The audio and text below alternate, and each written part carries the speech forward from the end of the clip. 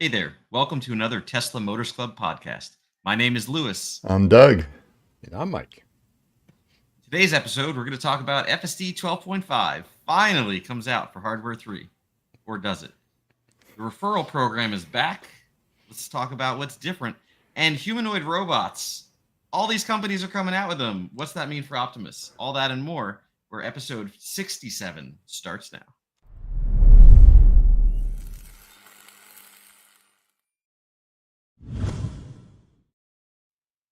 We're back, gentlemen.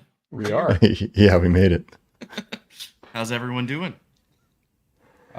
Living the dream. Living the dream? Pretty good. I had a recent long drive between DC and Texas, so that was interesting and it's somewhat eventful. Well, we'll definitely touch on that with the FSD updates to hear your take on what you've been Mhm. seeing there. There's a holiday weekend in the States. It is. Tomorrow, Any fun officially. plans? Grilling, barbecuing, anything? 14 pounds of brisket yesterday in the smoker. Nice. Coming over. And I'll be at Mike's place. Yeah, I'm driving to Need California. another drive, right? I would if I had a couple days notice. Alrighty. Yeah, I think I'm gonna grill up something for just my wife and I, so I'll make way too much food, but that's kind of being American, making too much food. All right. Well, I still have 3 teenagers at home, so yeah, they do a good job of thinning things out. I think I still eat like a teenager, which is why I need to go to the gym. Yes, sir, So buddy. FSD 12.5, it's been hyped for ages. Elon talked about it being the greatest thing ever. Everybody's talking it up. And then when it finally came out, hardware 4 only, and we were all depressed and disappointed. I was fine. Yeah, you were fine. Mike, you have a hardware 4 car, so you've had it for a while. I have. How have you liked it so far? I gotta say, when I got it, I was initially disappointed, I guess is the right way to put it, because it was so hyped. And as everybody knows, I'm kind of the curmudgeon when it comes to FSD. But I got it installed right away on the Y and drove around and said, this really sucks compared to what the hype was. It didn't really seem to improve a lot of things for me. In fact, a couple of places it made things significantly worse.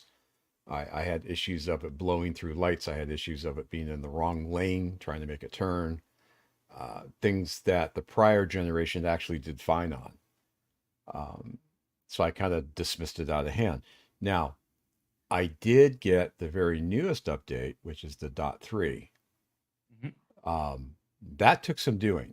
That took over 20 attempts at downloading. I've been on the Reddit boards and around, and that seems to be a very common occurrence. A lot of people have had issues trying to get this to download. Kind of hangs anywhere from 20 to 38%. Just stops.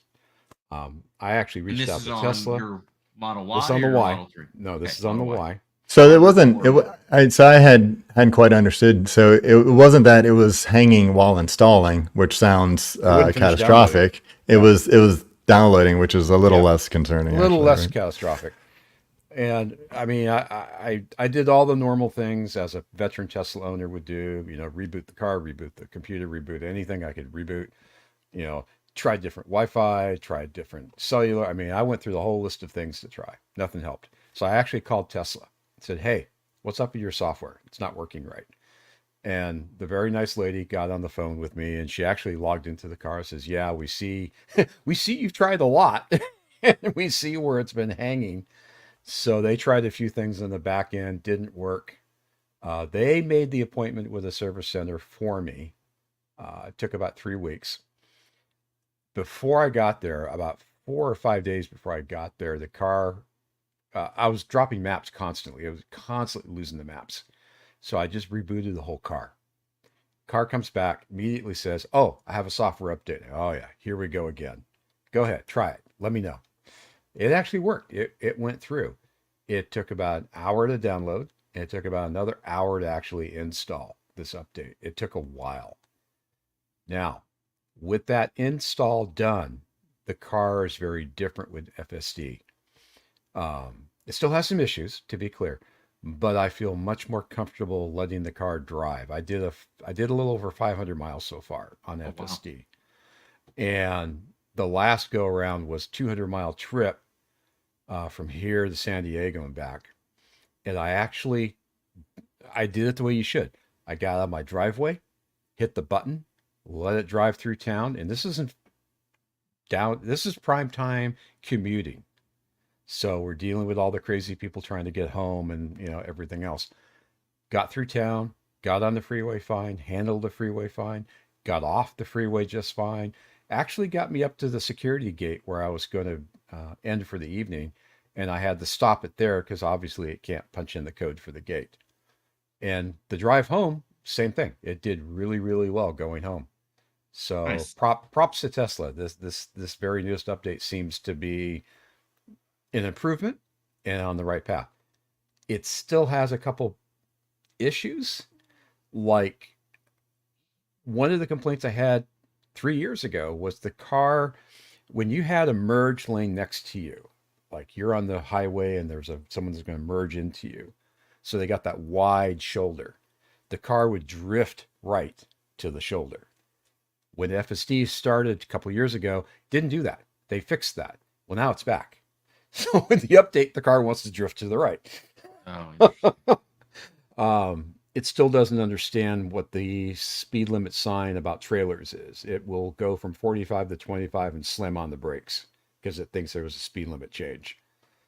So some of the little details like that are still kind of niggling around and causing some issues. yeah.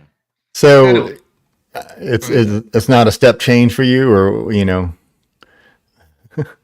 I actually trust it more now. So Okay. I that will sounds like a say step change from it Mike. is a step change. All right. But as we know, the next update will probably break it all. I mean, that just seems to be how they do it. So it's like Star Trek movies, like they sort of go good and bad, or what do you That's say? right. That's right. Or is it Star Wars movies just are I'll good and then bad, say bad, bad, bad, bad, bad? in the last 500 miles, I've not had a single instance of phantom braking. Nice. Now, I need to get on the highway in a very specific way because before highway mirages, where you see the horizon kind of turn to water, would instantly cause the car to brake. A very shiny trailer on a big truck would cause it to instantly brake. But neither one of those have presented themselves lately, so I can't address that. Gotcha. The car still doesn't like reflection.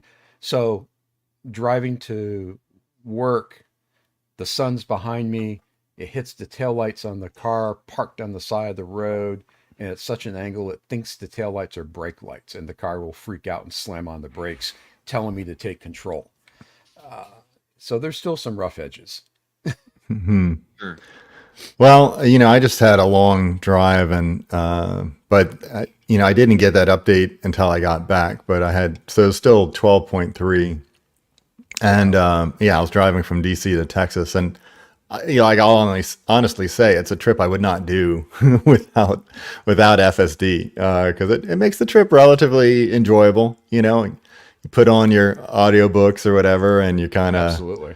you're kind of like away from things, sorta, and I kind of like the stops and I'm charging and see different places a little bit, but I had some weird failure modes that hadn't happened to me before, that were recurrent. Like at least 5 times on this trip, I had an issue where the car was changing lanes, and my car was changing lanes, and there was another car 2 lanes from me, and it was changing into the same lane, and I had to keep it from hitting that car.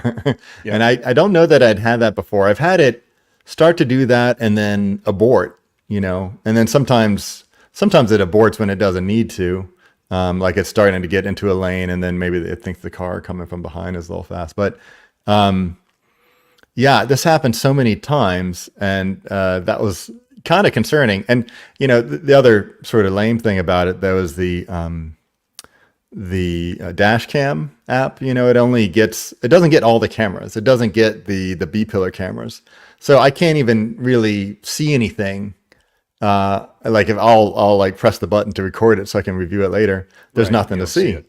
Yeah, because this was a car coming from the side, and maybe the B pillar would have seen it, but none of the other cameras see it, and the cameras that record it didn't really see it. I had that happen once, where somebody was changing into my lane as I was changing into the lane, and the car did not see it or even try to stop. I just happened to see it out my mirror. Yeah. So, I mean, again, this was a long drive, so my exposure was high. So, given, whatever the probability of it happening, given how long time it's going to happen more often, right?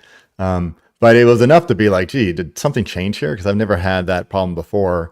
And I'm thinking maybe it's because it doesn't look at the ultrasonic sensors that I have anymore. So it doesn't really, sense the things going to the side of the car like it used to. So yeah, I found that concerning. Another issue was that the car would say it's changing lanes, and it would change lanes, and say it would be passing a semi truck, and on a trip like that, you're tons of semi trucks. It was passing too close for comfort for these semi trucks. Like they're getting pissed off. Like when it would come back into the lane, I had at least three times. Yeah. At least three times the semi truck would put their high beams at me.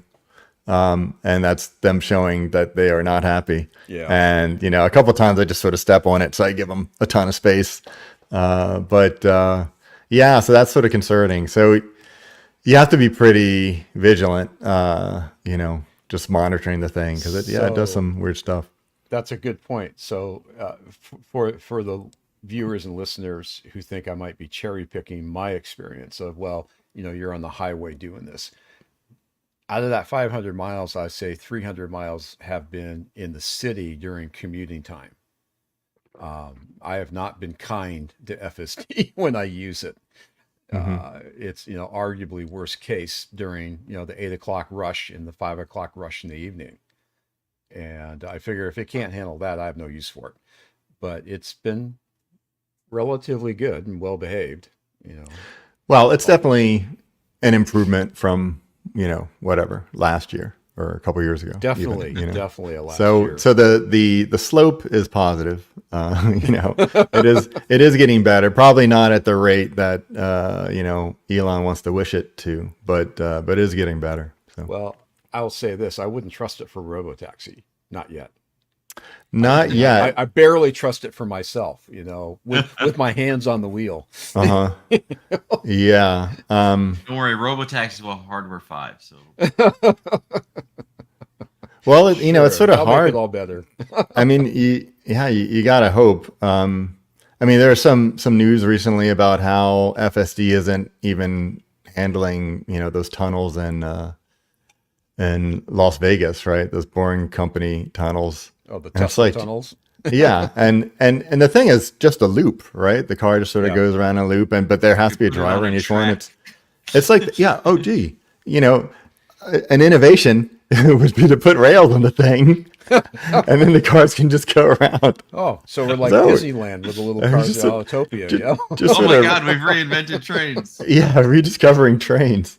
Yeah, I don't really understand the sense there. And they only hold so many people. Well, you could have multiple cars that are all linked together. It's first principle thinking. You see, you have to start from first principles, and then you maybe you get to the same location.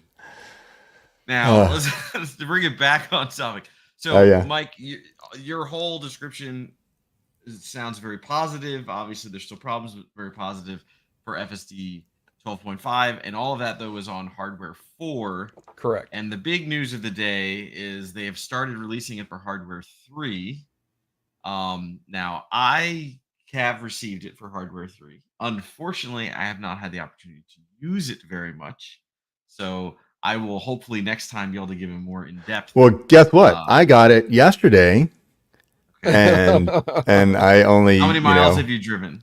With it, maybe 5. I know, I was just there and back to the grocery store, so I haven't had much of a I'm in the chance to same try boat. it out. Actually, I got a question for you, Doug. When you run Mhm, on your road trips, or actually when you mhm, just run FSD normally, what mhm. mode do you have it in? Because I tend to run my FSD in the FSD chill.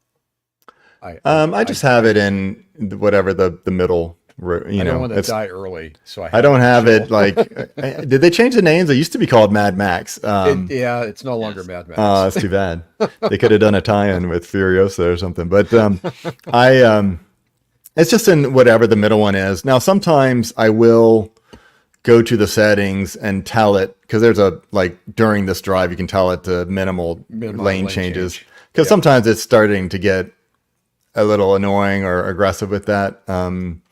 And so I will tell it just to do that, just so it can just sort of sit. Because I'm not in that much of a hurry, and I started to noticing, especially when it starts doing a lot of this changing, and then I'm starting to piss people off. Then I'm like, okay, well, let me just sit in this lane and tell Yep. it to Yep. chill. That's my So, default but chill it's not mode. it's not the default though. I know it's not the machines, but I mean, I'd rather that's not my default either. So punch it in. because there'll be, lots of trucks that you really do need to pass, because otherwise you'll be, the speed limit's 70 and you'll be stuck at, and the speed limit's Well, 70, everybody's doing basically 80, and sure. you'll be stuck at 65 behind a truck. So, you Well, want to move. I will say that the one thing that still exists in FSD that just irritates the crap out of me is I'll have half a mile to my exit, whatever it is, and the car wants to change lanes away To from the pass lane I need somebody. to be in to get off. And I'm going, stop it. You know? Yeah. They Yeah. haven't I mean, fixed that. that's the kind of thing you want to, like, stick a, a 3-line if then on, like, and that is a recurring issue. I've actually missed some exits because of that. Oh, I can believe it. I missed one exit in particular because of that, and I was pretty annoyed. And I had to, like, go way down the highway to find a spot where I could pull off and, turn around. And that actually was what the navigation was ended up doing after I missed this exit. It's like, why did you miss that? you know? Why? Yeah, yeah. So, and sometimes the navigation is just weird when, there's a road and you can simply just make a right turn, but it wants you to do some big loop. Like, somehow it doesn't quite realize that you can make that right. And I again, have I'm not sure whose fault that is, if it's, yeah, it's I've got Tesla's a or Google's. supercharger that I go to sometimes. It's exactly that. It's an easy left most of the time, but it wants you to go down to the next light and make a U-turn and come all the way back. So Tesla is definitely using Google for the map. But the routing they have to be involved in, because they're routing to the, the chargers and stuff. But I just wonder on what level.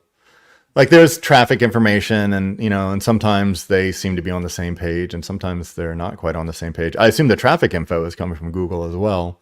But yeah, ultimately the routing decisions. I was able to, we talked before about how the car would want to, like, pull off the highway to try to save just like a minute and then come back. And Oh it's yeah, just like, oh yeah. I mean, there are settings for that in the navigation, like how much time do you want to redirect Right, to right. save? Save And so five I'll minutes. set Save that at 10 five, minutes. 10 minutes. Yeah. Well, I'll take a detour to save 10 minutes, but I don't know how well it's really factoring stuff, because sometimes that 10 minutes is, oh, you're getting off the highway and now you're dealing with, traffic lights and stuff. And I'm not sure I'm actually saving time now that I'm waiting at a red light. It's like, that's a kind of a probabilistic thing. I'm not sure how well that is integrated in the route planning in I terms of have how long it would take. I have learned, I guess is the right way to phrase this. I have learned to trust the nav in a very particular location on my San Diego drive, because if there's a toll road you can take off the 5 called the 73. And if you take it, it does cost you a couple bucks, but it can save you up to 30 minutes of time depending how the traffic is. The problem is you never know how the traffic is till you're past that on ramp for the 73. Maybe that's And it, intentional. And yeah, and It's like roll the dice. occasionally the nav system will tell me take to 73, and I'm going, I don't see anything wrong. You're on drugs. I get past it, and sure enough, everybody comes to a screeching halt. Well, So the nav should know. Google should know. And yes, honestly, it should. if it's a nice setup, they'll have those signs on the road that actually tell It's you how not a nice long. setup. Oh, okay. All right. They don't have Well, that here in mine either. Yeah, yeah. so I've learned to trust the nav. When it tells me to take it, it's like, okay, I'll take it. And you get high enough, you can kind of look over and down on the freeway, and more often than not, you can see all the brake lights, and it's like, Well, Well, what yeah, you need, is, and obviously I, you pay money. You get to what you swoop need is down on the everybody that doesn't pay money. that's right. what you need is the car that has like a little drone that goes up and gets the info for you and then comes back. Didn't they have that on the Roadster at one time? What Not was the it? They had Roadster, it. but there was some other There was concept something. car There that was had something. that, Wasn't and it it had a little like a loading bay. Volvo or something? It might have been Fisker or somebody like that was trying to say, "Oh yeah, I'll have this." I vaguely remember having a drone on the back of the truck that you could launch and see what the heck was going They on. had a, I yeah, they mean- made a marketing video of it where you I could mean, see it's the totally drone. useful. I'm trying to remember what it was. I just Yeah, don't know anyway. that it would be legal in most places. But I did yeah. see a video on X where all the traffic was stopped. They'd been stopped for a while. Yeah, and some guy gets out of his car and Brought it launches his back. drone. Yep. Yeah, brings it back, and then he takes off over the field. 'cause Yeah, he found a an hole in the opening. fence. You know? You gotta admit, props to the guy for thinking outside the box a little bit. Yeah. Well, if you got the tool, why not use it? All right, so let's bring it back a little bit. So yeah, Lewis and I, we finally got this 12.5, and I've only used it a little bit, but I'm just curious. We talked last time about how Tesla did this rollout on hardware 4 first, and so what really was the limitation that kept them from just launching it on hardware 3, like the previous updates had gone, and what changes did they have to do to do it on hardware 3 that caused that delay? Yeah. Yeah, I mean, so right now, from what I've been reading, there's a lot of speculation around that. I haven't seen anybody give real data, so take all of this with an extra grain of salt. Extra grain. All right. More so than usual Tesla nonsense. Well, I mean, there's certain individuals in the community out there, right, that like they reverse engineer things and they publish data that's generally pretty accurate. And mostly what I've seen is people guessing. So essentially what I've seen is there's a few leading theories. One would be that they released the unoptimized model on hardware 4, and then given some time, they optimize it to then run on hardware 3. Now, the problem is the word optimize can mean a million Ye- different things to different people. It Yeah, doesn't what does actually tell you optimization anything. mean really. So, on a system like that? All right, right. So for a neural net. my guess, if we're talking about neural net and we're talking about optimization, and we're worried about like how much processing power they have, more than likely they did one of the techniques to reduce the number of parameters required. So for example, there are techniques with a neural net where you train it and you kind of, the number of parameters you pick early on is very arbitrary. You kind of like guess and you kind of see how it does, and then you try it with other models of varying sizes of parameters. And then at least that's how I've done it in the projects and teams that I've worked on. In some problem spaces, you may have you'll have a generally a good idea of around the size that you want. And then there's the whole thing with like LLMs and things where they start and then they just get bigger and bigger and bigger, and they just kind of grow how many parameters they have. So FSD is it's possible they had an amount of parameters and then they decided to grow it, and they've been growing bigger and bigger and bigger. And as you're training the model, you're running lots of experiments usually in parallel, hopefully, where you're essentially trying different parameters, and you're which is just how many different, you could think of it as having like how many neurons you have in your brain, but it's not quite the same thing, but that's how a lot of people like to dumb it down. And so basically you have all these parameters, and then you kind of score the model on each experiment of like how well is it doing on all these criteria and all these different areas. So what can happen is when you train a model and you get a model performing to a certain performance threshold that you're looking for, you have certain scores that you want and all these criteria, you might end up going like, okay, I've got this model. Is that it? Like, is there anything else I can do? And there are techniques that you can do to basically then analyze the parameter space and start removing things like dropping out parameters or reducing how many parameters you have. And there's dozens of techniques of how you can do that. And in some cases, it actually causes the model to do even better, strangely enough. So you actually need to train with more parameters and then reduce it down after the fact. You get a better model than if you only trained with a smaller number of parameters in the first place. And so it's possible that they're doing something along those lines, where they're basically training it bigger, trying it out, running experiments on hardware 4, and then pruning the model down a bit, getting it smaller so that it can run under the weaker hardware. It's not that much worse in my opinion. Like the hardware is pretty similar for a lot of the things. Most of the advantages have to do more on the camera side, in my opinion, and the new radar and that kind of stuff. But there are differences. Anyway, so that's one possibility. The other possibility is hardware 4 has a lot more redundancy on it. It has a lot more ability to run things in parallel, run like the shadow mode models and things like that.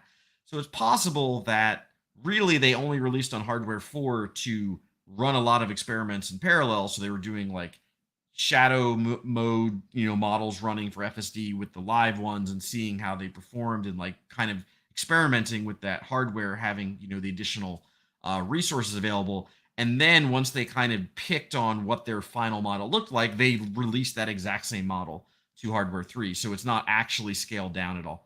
I don't know. Again, I don't know the answer. Those are kind of like the two leading ones that I think are possible. But from what we do know is there are some users out there that have hardware 4 and hardware 3 on different vehicles, and they have FSD 12.5 on both of those vehicles. And they've done a lot of videos and write-ups on how they experienced it and what it looks like. And for the most part, it seems to be consensus around that the hardware 3 vehicles are working on par with the hardware 4 vehicles. I've seen a few things where they say, oh, it's not quite the same. It's close, but it's a little bit worse. Who knows? That could be very subjective. It's hard to quantify things like this because, you're not, it's not like you have a specific road test with specific exact lighting conditions and all the other, things going on. Would that also depend on things like your side cameras being upgraded versus the Sure. original cameras and so on? Yeah. Exactly. So you can't know that it's the camera signal that's causing it versus the Right. model itself, right? So it's hard to know that. But either way, everyone seems to agree that 12.5 is a huge improvement, and even for the hardware 3 folks, and the hardware 3 folks that have it seem very happy with it.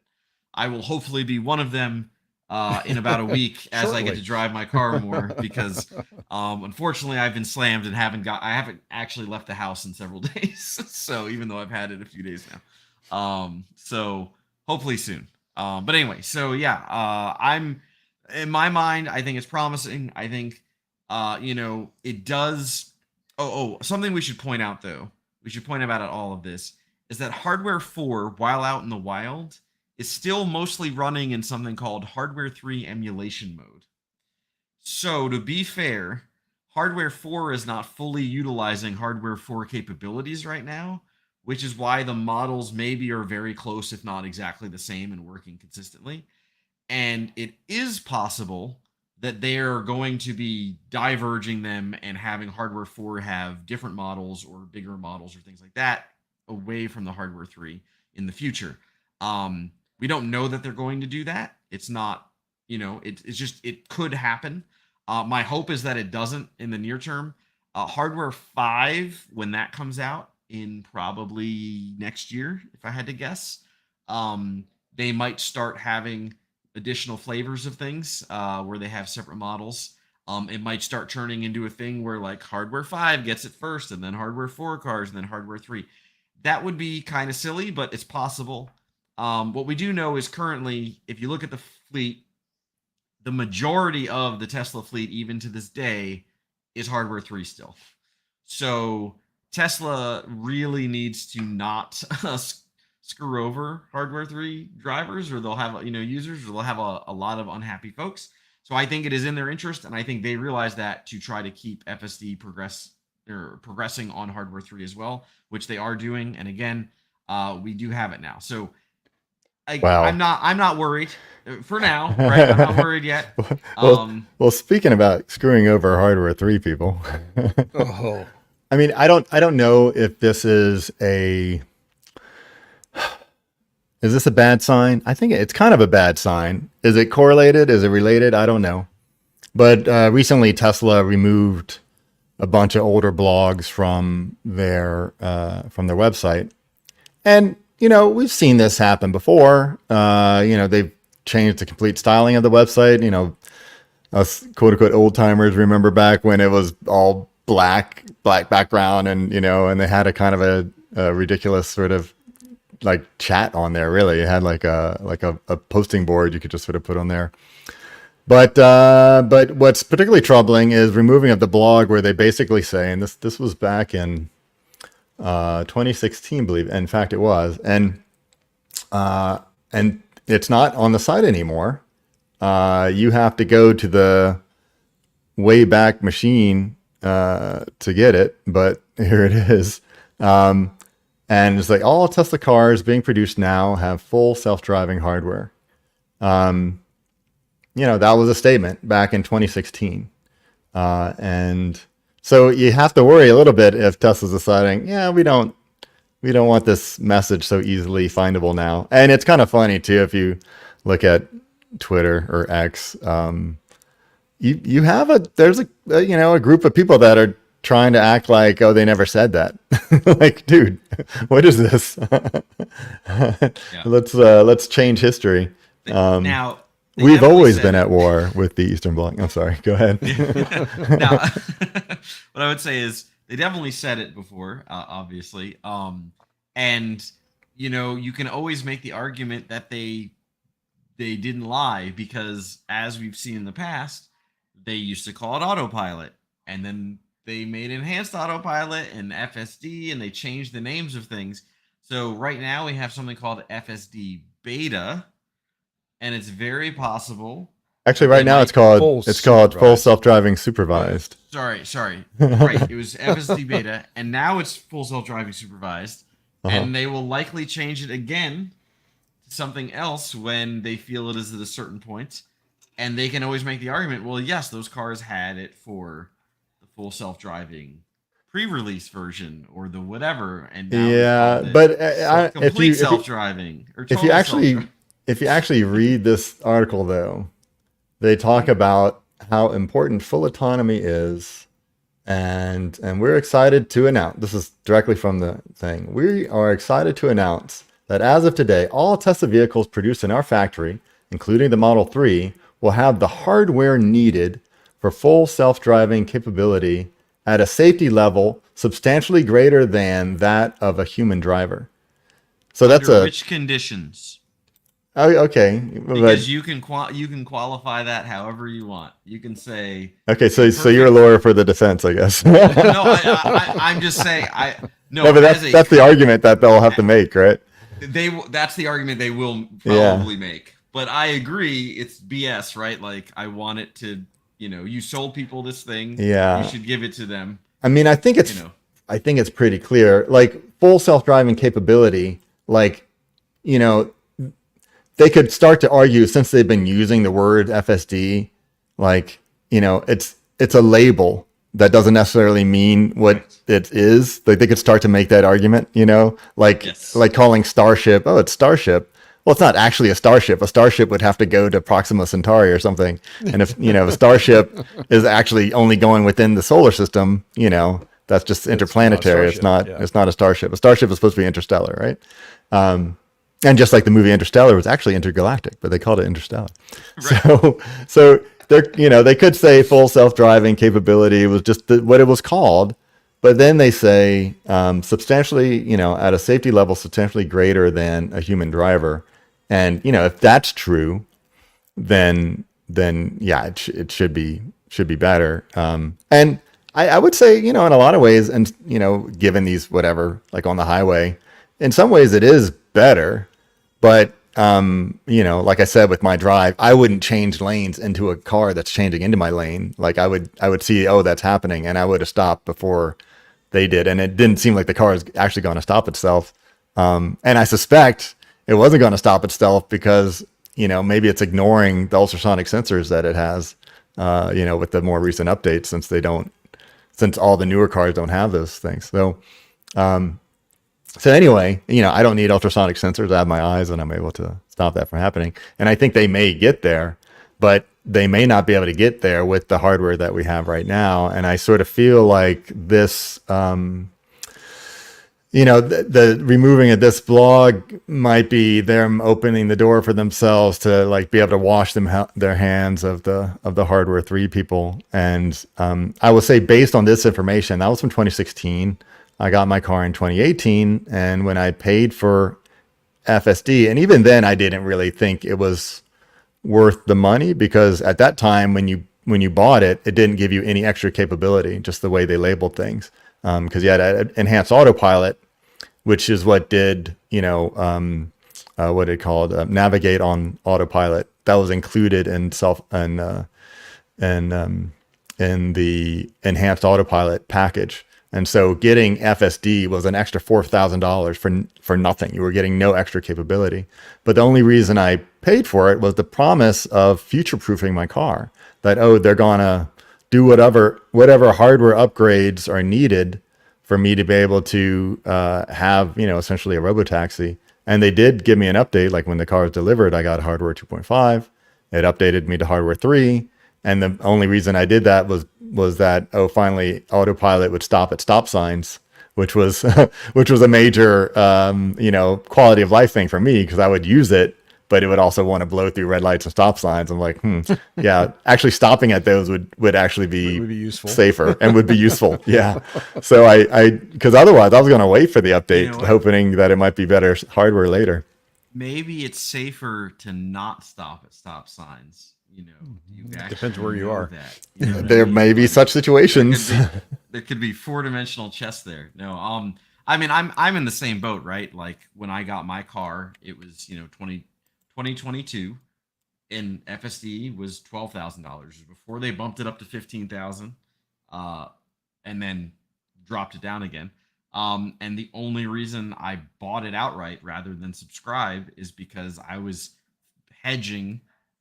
Which I lost that bet, that they would, if you bought it outright, they'd be more likely to upgrade your hardware when the new hardware came out, versus a subscription where they'd maybe get to you eventually. But no, actually they followed through with that. You can buy a new car and transfer to the new car. There's your upgrade. Except they don't let you transfer most of the time. But yes, yeah, except they don't let you do it. And when asked about it, Elon said, well, we got to make money somehow. So I remember that. Exactly. So anyway, I feel you. I'm also, frustrated in that boat of, man, I really planned on getting hardware 4 in my car, but it is what it is. Lewis, I got a question for you. Yes. Let's go back to your comments about the differences between hardware 4, hardware 3, the fact they run in emulation mode, or at least we think they are. Correct. With the onset of the Robotaxi, that seems to be somewhat inevitable.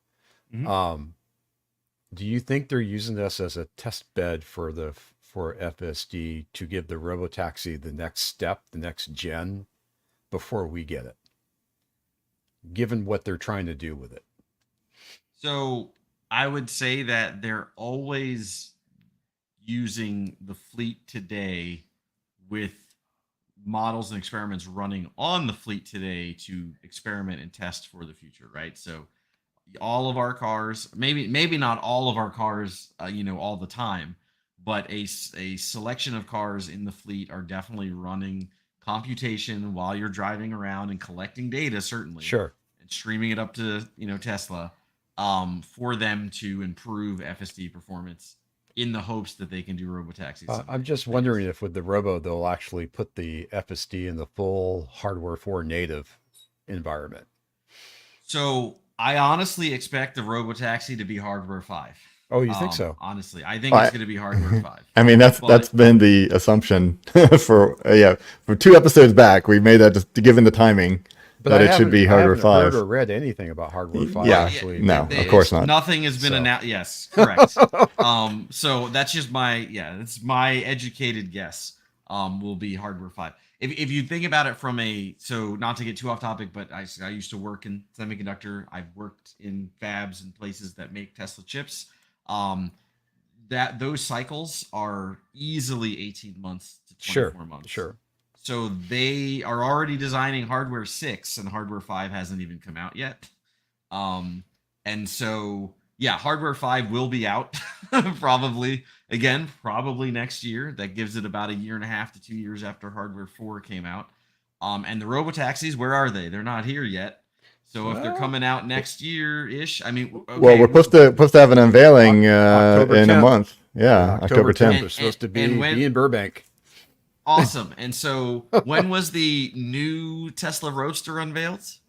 That was that's unveiled too in mean. that was in That's 2017. That was unveiled. Okay, sorry, that was mean. And it was When supposed to be delivered on Cybertruck? 2020. At least the Cybertrucks come out. When did the Cybertruck get unveiled? It was unveiled in 2019, and it came out excellent. just was it even this year? Was it or just the end of last year, wasn't it? Okay, so if they count unveil 25 the trucks. Robotaxi this year, are we going to have one next year? Okay, so you're gonna say, well, so So I don't know, at what's that the rate, average, it might 4 be on years or hardware something 6. So it might be hardware 6 or 7 by that time. by that time. But anyway, yeah, I stand by hardware 4 will not be what's powering the Robotaxi. And now everything they're doing in the cars is they're doing towards getting there, right? They're all the improvements, they're trying to improve FSD. And to not be a doomer, we are still getting improvements. Hardware 3 just got the latest and greatest, and it is working really well. I expect them to continue to do that. Hopefully that's not just copium on my part, because I have a hardware 3 vehicle. But yeah, anyway, so but yes, robotaxis are gonna likely not be on hardware 3 or 4. Definitely not on 3, but probably not on 4. Did we have any sense what's in hardware 5? Like they're bringing back some radar. Like what in terms of the sensor suite?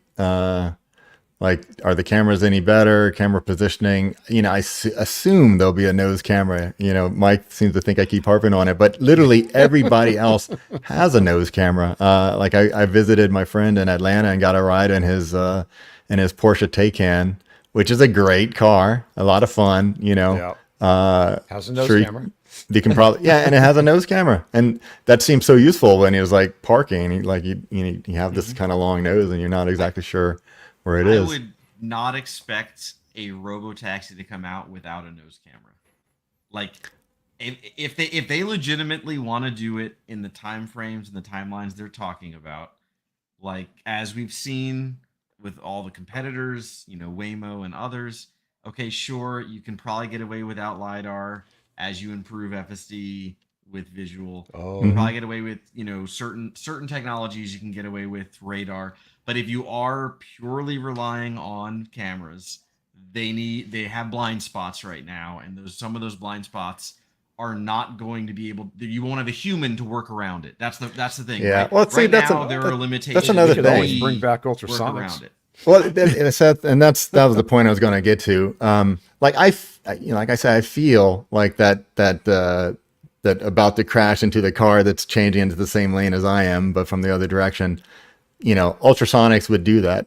My other constant complaint is I'm driving when it's dark out and I'm getting warnings because it thinks the camera is occluded because it can't see anything. Dude, if you had just another modality, right? It's kind of like doing astronomy, and now we have gravitational detectors too, right? So you have optical and you have gravitational. Here we could have optical and sonar or whatever. Have some other modality to confirm things, so you don't have those issues. Now, we did have forward-facing radar at some point, and that kind of went away. So I'm just wondering, so what are they going to have? Also, cameras are cheap. There should be no blind spots, right? There should be cameras that see all around the car at all times, whether you use all that information all the time or not. That's the problem. It's not the cameras; it's the camera processing, it's the data, storage, and transmission, and all that. Yeah, but I agree with you. Yes, so I expect Robotaxi will have at least as many, if not more, cameras than hardware 4. It'll likely have additional cameras. They will potentially and very likely be higher quality. Although I will say the hardware for cameras are quite good. I'm not sure how much more you need as far Hmm. as resolution and color space. You definitely need more of them to see, some of the hidden spots. So yeah, I think that'll happen. I think it's mostly going to be a processing improvement and power efficiency, usage improvement, things like that. Um, I am surprised that they, aren't increasing the RAM. I'll expect them to do that if they want to have larger and larger models. But yeah, so Robotaxi will unveil soon. We'll definitely Well, have episode about it and talk about it when they so do. they But did increase RAM, but they did add a ether network to the Cybertruck over the CAN bus. So the right. potential's there for a higher bandwidth between the sensors, the sensor suite, and the processing. Yeah, I mean hardware for so first of all the cameras don't go over the CAN bus though, right? They have their Their video, direct, right? but they right, they have communications potentially. But the hardware 4 has additional camera plugs. In fact, there's 12 of them if I recall, 12 Hmm. sensor connectors. Although one of them is marked optional, so it was Yeah. really 11. But it's possible like they will likely increase that as well. But yeah, hardware 4 already has, additional cameras as well over hardware 3 as far But as hookups.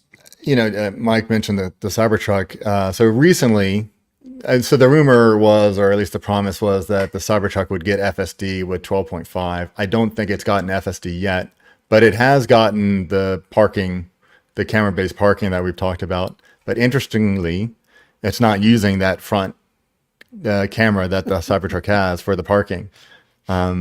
So, That's just to piss you off. That's all. because because the Cybertruck has that nose camera. Well, it just means that they just haven't gotten to it yet, right? I mean, the Right. current parking model doesn't use, and like most of the cars don't have a nose camera.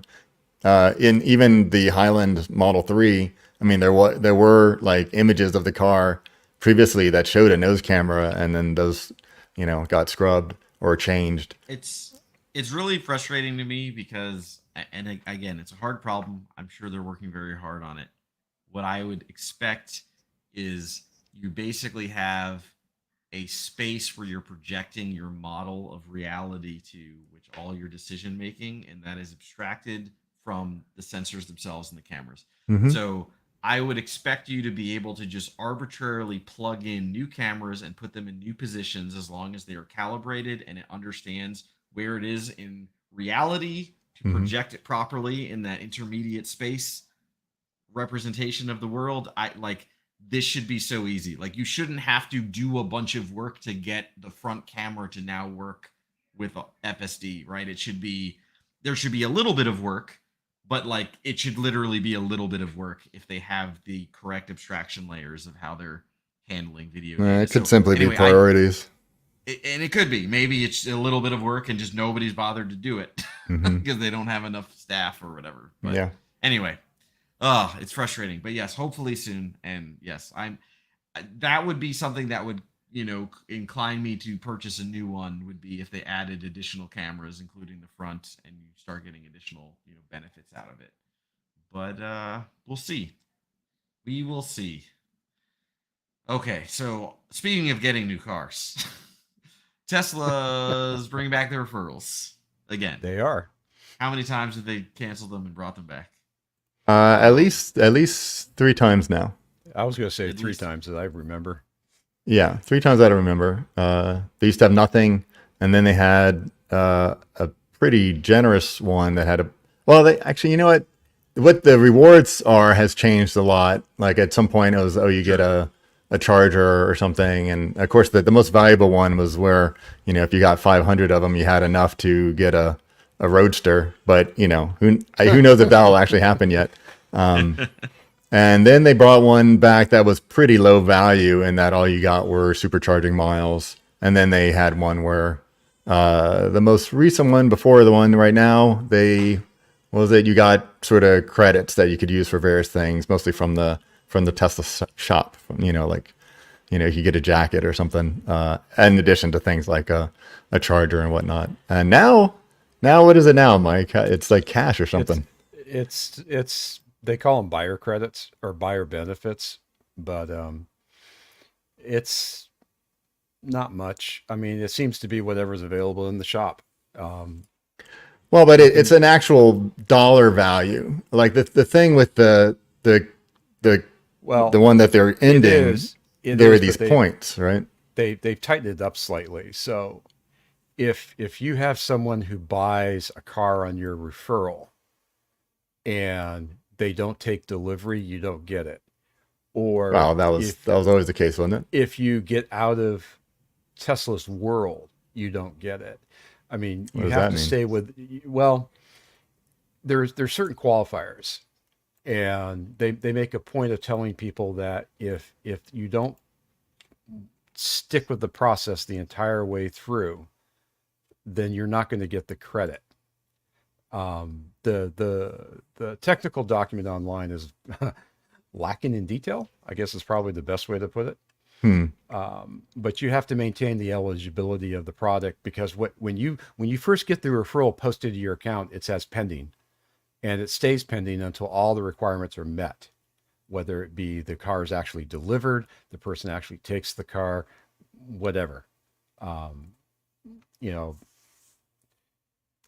Well, I would say, the main difference, the program that's ending, you have these pending or points, and the ended. thing is that the value of those points is somewhat nebulous because they have, different things of different value that they could change. For one thing, those points expire, and then they would have things that are just seemed like methods for burning up the points. Like you could Well, submit points to for a chance of winning a Cybertruck. And so sure. few people are going to do that, are going to win it, but they might burn up a bunch of So, points. but There's here's another a thing got just to get the Cybertruck earlier too, and that was another right. way of So burning here's a up points. gotcha on that. So before, if I remember right, you could get referral all year as many times as you could get someone to buy the car. Now you're limited to 10 in the calendar year. Yeah, I So mean that's reasonable to me. it's a change. But the thing though is that you have actual money value though, right? So now you get one, it's $500 for the referrer. The buyer Referrer. gets to take, it gets $1,000 credit actually. So you can, if you get your 10, you have essentially $5,000, and you can use that. It seems like anywhere within Tesla, you could use that to reduce the cost of your car, for example. You can use that to help pay for a new car. You can use it, probably you can use it to pay for, probably almost anything. Probably if you pay for service.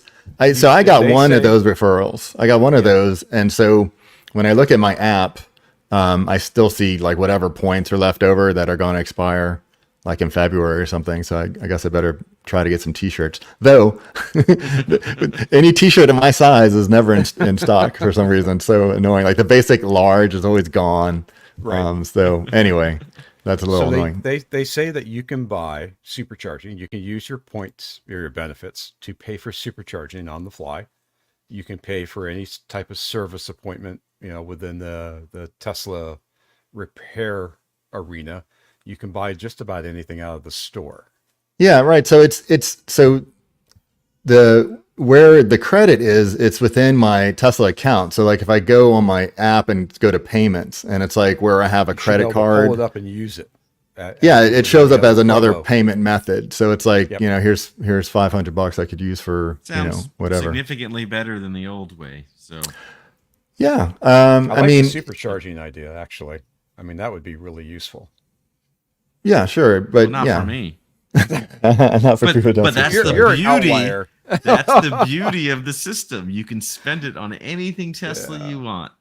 Well, mentioning the supercharging, like again, I was able to buy some supercharging with these points, and I was glad I was doing the trip now because the supercharging miles were going to expire. Ah, It just seems silly to me for those things to expire. Why can't I just use yeah. them whenever I use them? But no, they expire. So it's like a Accounting. way That's why.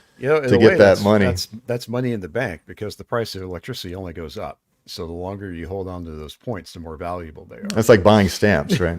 Those Yeah, forever the stamps. Yeah. forever The, stamps. the CFO is the reason they expire. It makes sense, right? Otherwise, it's like money that's sort of sitting there. It's on their And- books. yeah. Yeah, So once they it don't want to carry it expires, over. then they get to keep the money. So, Yeah, I mean, I know last month I went through 700 kilowatt hours of charging. So yeah, getting free Jeez. supercharging would be worth yeah, a and significant being amount able of to money. use it for service is good too. One thing about service, just as an aside, that I noticed, and I don't remember if I mentioned this before, but and in one of the earnings calls, Elon mentioned that, or whoever, maybe it was the CFO, mentioned that service is profitable now, and I just man, that kind of got to me because I remember when Elon said service should always be break even. You shouldn't be making money off of service, right? The car should just work. And if you're making money off of service, that's a bad sign. And now they're for the people that are into the financials and the Tesla stock value or whatnot, they're like, ooh, I good, mean, service is that's profitable. just capitalism, my friends. Oh, yeah. Like that's, but yes, I mean, there's the whole argument of once you make money off of service, you're incentivizing to have people to spend more and also to have the car to need service, and but yeah, I Yeah. mean, they're gonna look to get revenue in any area they can, right? That's just the nature of the beast. Yeah, well, I was just recently reminded of it because I was having that issue with my camera, and having someone actually do anything about it was going to cost major money. And and I have the feeling that it's a software thing since it seems to be, you know, it works more consistently under different versions of software. So I, I'm anyway, wondering how long before EV, and maybe they already are, and I just haven't looked into it much, but similar to cell phones or other computerized devices where you basically start jailbreaking them and you start doing modding them and doing your own stuff. Like, at what point do you go, oh, I have a Tesla won't do anything about it, or it's going to cost a fortune, Right. I so need to fix it.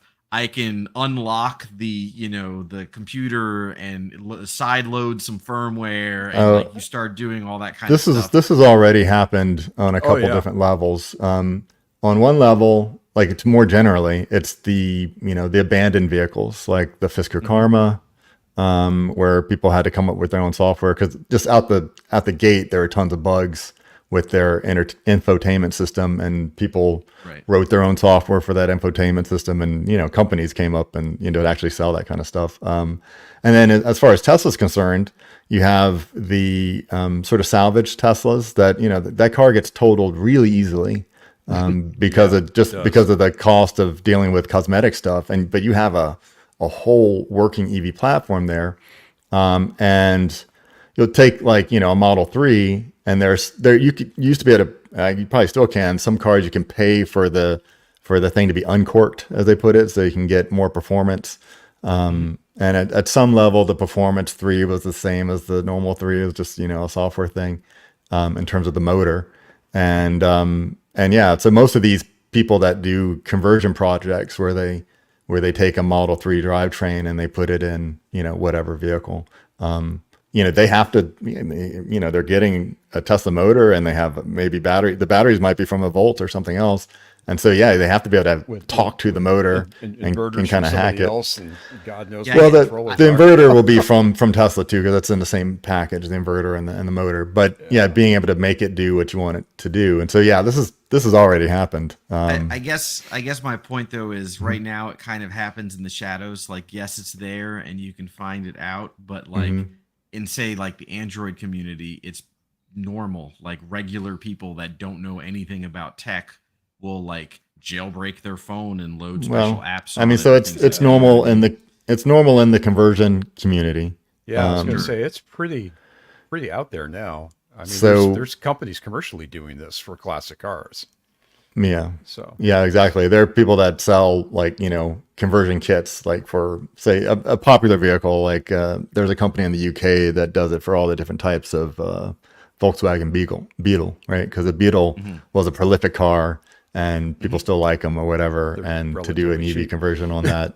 And so they'll have like, sort of bolt in things like, okay, for this model car, for this, we're going to either use a Tesla drivetrain, or there are some more generic drivetrains, but they're not nice and compact as the Tesla motors. But other companies are catching up though, in terms of, their motor packaging and efficiency. So Ford and Chevy both have what they call crate motors that for years, but now they've expanded it. You can get a crate EV motor conversion kit.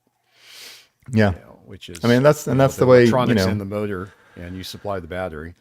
that's the way it should go. And you have some nicer sort of, classic cars where, they ran on leaded gasoline, and you can modify the engine so that it, will kind of work on unleaded, or maybe just swap that out with an EV drivetrain and still have the pretty classic car and not the, the fumes. So I think we've all agree then that the new referral program is an improvement over the old. Yes, we do. Was that what we were talking about? Yeah, it's better. We'll see how long it lasts. And I think the limitation of 10 per person is fine. I think that limits the abuse, because you had people doing things like Google AdSense links or Google search links.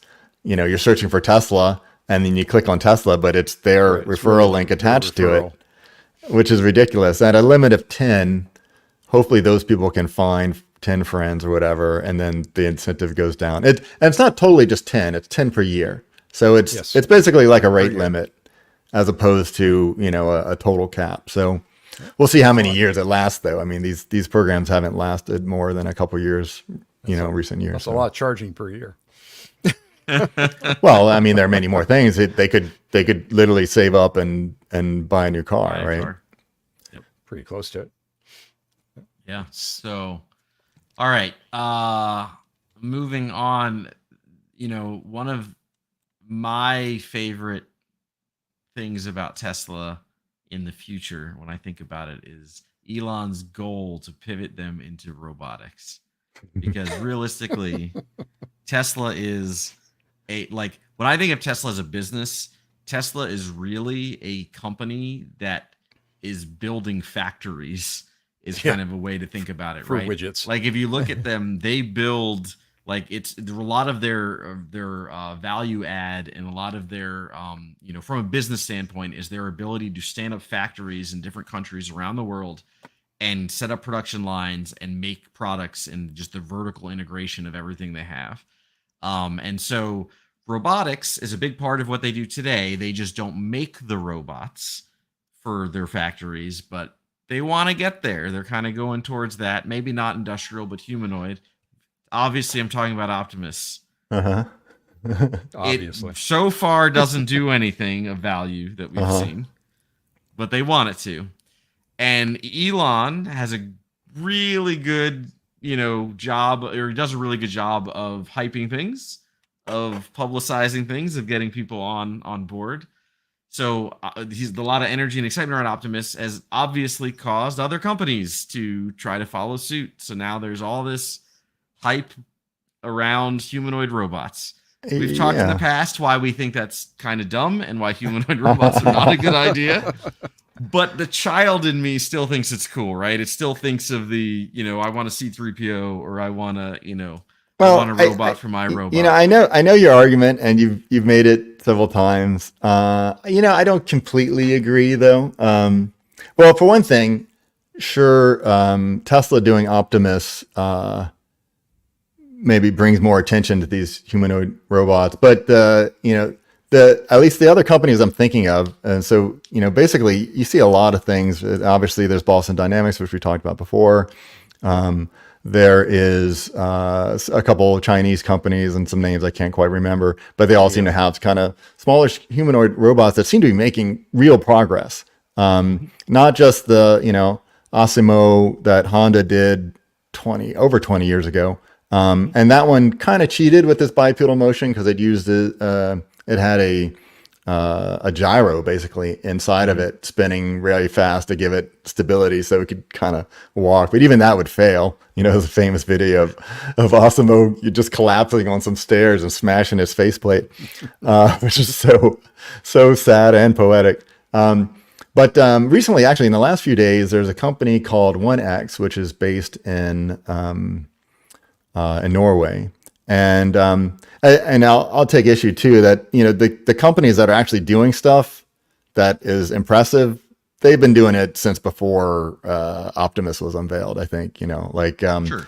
like 1X, they had this robot called Eve, which was basically a humanoid robot, but its base was like a wheeled tripod, so it could move around pretty easily, but it could bend at the waist, and it had like a single knee system. Like it looked like it had two legs, but it just kind of bent in one spot, so it could sort of kneel down and do things. So if you're on one floor and it's relatively level, it could sort of scoot around. Yeah, just a couple days ago, now this has been out before, but just a couple days ago, a video came out. It's been you're sort of seeing it doing the rounds, and I'll share it here. This robot called Neo, which is bipedal, and 1X put out this video. And the thing about it though is like, is this a guy in a suit? Because it's totally sort of a like dude in a suit, right? Like it looks like a dude in a suit. It totally looks like a dude in a suit, especially since after reference Optimus, was a dude in the suit. And if you look at this robot, it looks like it, like maybe a dancer who has like, some biceps, and you're like, okay, well, is that CGI? Is it, what's going on? But there are a few other videos out where there's like actually an hour-long interview with the CEO of the company, and a shorter sort of 20-minute interview with the CEO and also with the guy who does the AI for the company, or one of the AI engineers. And you're like, okay, this thing's real. I mean, they have an interesting way of like, it looks funny. It looks like it totally looks like a dude in a hoodie, and there's just like a faceplate just kind of hiding it. And what's funny is to me, the thing looks like there's this movie in 1979, I think Disney put out this movie called The Black Hole, which was in response to Star Wars, obviously, right? And it had like these sort of evil robots, and it just like when I was a kid, I thought the stormtroopers were robots. This basically is like Battlestar Galactica actually made them robots, and there's something similar in this movie. And it has like some kind of nice robots that basically look like trash cans, kind of like R2D2. But then within the movie, there are these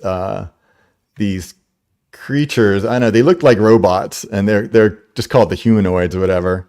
And they like would be like do service and stuff, and they had like these robes on with the hood, and it had this faceplate, but it was kind of creepy. And the spoiler alert, the big creepy thing that we found out in this movie is that this was actually like the crew of some ship, and they all got their minds wiped, and they're basically humans being used as robots. And you take the faceplates off, and that's what's behind it, some scary face. So you have to wonder, is that what is inside this guy, this Neo guy?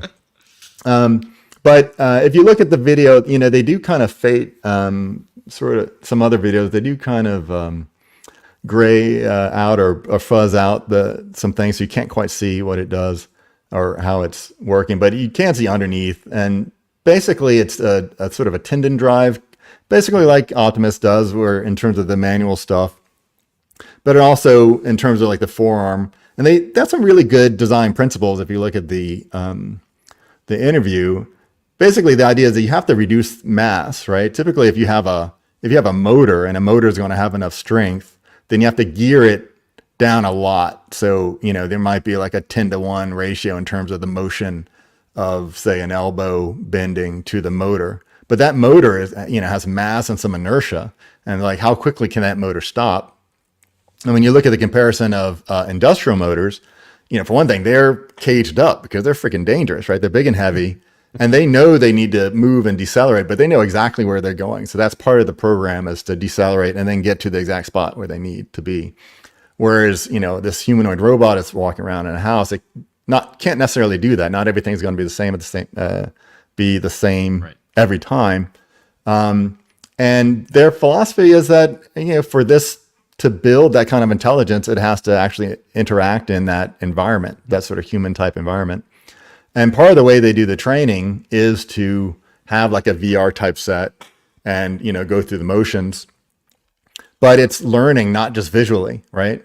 Like if you're sort of commanding it, like say, fold clothes or whatever, it's not just seeing visual, it's also all the tactile, force information and the motion information. So there's more sensors than this just visual. So it's a good approach, and it seems to be moving pretty quickly, and they're designing it for manufacturing, and they have goals of selling, I guess, 100,000 of these things by 2027, meaning that they want to sell 10,000 of these things by 2026. And they sort of want to ramp their production that way. And the other thing about them is I think they have an investment from OpenAI. So now you're seeing real money in there. So I think that's why people hear about them now. So yeah, it's a busier space than just Optimus. And, I think it'll be interesting, I don't know that I want this guy in my house though. There's something kind of off-putting about how he looks right now. Like he's like in a prisoner jumpsuit. I don't know. I think he'd look. I'd prefer him without the clothes. Yes. Yeah. So underneath the clothes, I think what they have is sort of like light sort of plastic, sort of give him a face. So he's somewhat squishy. So people are squishy. People bump into each other, and when you bump into a person, you don't die, you hardly get injured. You could get injured, but you don't often get injured because they're squishy. If you have this big sort of heavy metal robot, you might bump into them, or say you stuck your finger at the elbow and that turned out to be a pinch point, and you hurt yourself that way. So it has kind of a plasticky sort of space around it. And then within those arms are these like tendon things. So the squishy plastic shield is kind of protecting the tendon lines. So, but they didn't really show exactly how it's built. I'd really like to see what their motors look like and how they are attached to these tendons, and because I'd like to see more what it does. But basically minimizing the mass at the hand, and that's the part that needs to move, relatively quickly. But for having a relatively low mass, you're not likely to get hurt, or it's less likely to hurt itself or the table or the cup that it's supposed to be picking up, So anyway, I like what I'm seeing. Of course, it's just, videos that are, they're supposedly done by a third party, so it's somewhat objective, but probably not completely. I mean, they got a product third party to sell. That's getting paid. Yeah, probably. Yeah. So anyway, what do you think? Yeah, I mean, I think it's cool. I agree. I think, tendon drive makes sense for, the design of stuff that they're doing. I am optimistic. Not when I saw Optimus, I was optimistic that others would develop a, more advanced robots, because it would be their sole focus. It's hard for a company to do well focusing on different products. But yes, I think the excitement in the space, I mean, really, I guess LLMs are probably what is going to cause a lot of this to happen sooner rather than later, because it's the interface and how you talk to it that most people think is, important. To me, it's the physically working correctly is the important part. So like the mechanics is the hard part in my mind, but the thing that people haven't been pushing for the mechanics as hard is because they were worried about the intelligence side. And now that we can kind of fake the intelligence, I feel like the mechanics are going to get pushed a lot faster. Yeah, I mean, it's a different type of intelligence. I mean, the LLM type of, conversational intelligence, and, reasoning, but not really reasoning, Not really reasoning. And so, but you need that now on, sort of a mechanical sense of like, okay, I need to pick up a cup, and, pick up a cup off a, out of a sink versus on a marble, countertop, or versus a padded table, or, on a chair or something, and being able to adapt that. And, and then, it's more of a VLM, and then also just the sensor data. And then, that becomes a bigger problem. Tesla's sales pitch for Optimus is that, okay, these cars with FFDs are basically, roving robots that are, are working in the real world. But it is like a house. That's a different problem, you know. Like a road is actually a much more controlled and standardized environment. I would argue, you know. So anyway, I think it's you know, life is hopeful. We'll see. We'll see if they'll you know, it looks like that hand can hold a gun, and you know, he can probably karate chop somebody, and so you know, Yeah, we'll but have can to. it get up if I kick its leg out? I think Probably it not. can. I think it The can. question, the question would be, how safe is it around children? Yeah, I so that's mean, part of the design feature with this. Like, if you look at this interview with I can't remember the guy's name, but he seems Norwegian. Actually, if you look at this video they put out, this is so Scandinavian. Yeah. Like, I It's just like came being in back an from IKEA. yeah, I was just exactly. going to say, it looks like IKEA. Lots of wood. The model that's hanging out with it is very blonde. It looks very Scandinavian. So this is this is basically an IKEA. But that was part of the design feature, that the thing needs to be very light. Like, so the whole thing is like only 60 pounds or something, but it can lift 150 pounds, you know?